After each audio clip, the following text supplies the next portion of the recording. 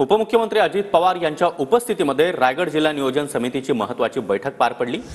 शिंदे यांच्या शिवसेनेचा एकही आमदार या बैठकीला उपस्थित नव्हता।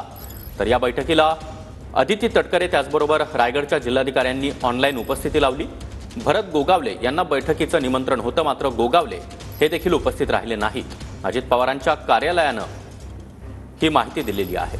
तर मंत्रालयामध्ये ऑनलाईन बैठक, मात्र भरत गोगावले हे रायगडवर असल्याचं कळतंय।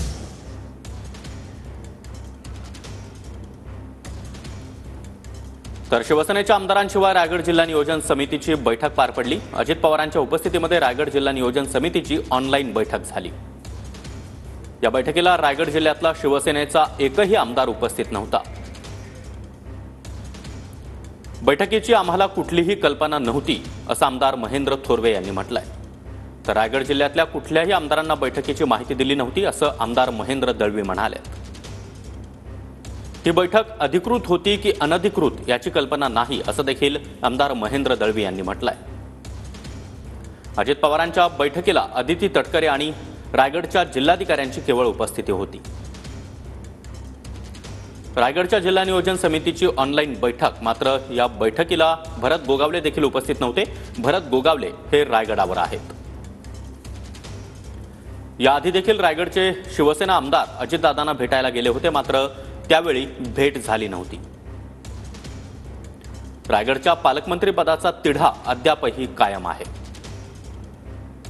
आणि या संदर्भात अधिक माहिती देण्यासाठी आमचे प्रतिनिधी अक्षय मंगणी आपल्यासोबत आहेत। अक्षय, अदिती तटकरे आणि रायगडच्या जिल्हाधिकाऱ्यांच्या उपस्थितीमध्ये अजित पवारांनी ही बैठक घेतली, मात्र शिवसेनेचा एकही आमदार खुद्द भरत गोगावले देखील या बैठकीला अनुपस्थित राहिले। सागर, खरं तर राज्याचे उपमुख्यमंत्री अजित पवार यांच्या कार्यालयातून माहिती देण्यात आली आहे की ज्या जिल्ह्यामध्ये पालकमंत्री नाही आहेत, अर्थात रायगड आणि नाशिक या जिल्ह्यामधले जे मंत्री आहेत त्यांच्याच उपस्थितीत जिल्हा वार्षिक नियोजन समितीची बैठक जी आहे ती घेण्यात आलेली आहे। सध्या रायगड जिल्ह्याची वार्षिक जिल्हा नियोजन समितीची बैठक जी आहे ती पार पडलेली आहे। या संपूर्ण बैठकीकरता रायगड जिल्ह्यातून जे मंत्री आहेत अदिती तटकरे आणि भरत गोगावले या दोघांनाही मंत्र्यांना निमंत्रण दिलेलं होतं, परंतु या बैठकीला अदिती तटकरे ज्या आहेत त्या उपस्थित होत्या आणि भरत गोगावले यांना निमंत्रण देऊन देखील ते संपूर्ण बैठकीला उपस्थित नव्हते।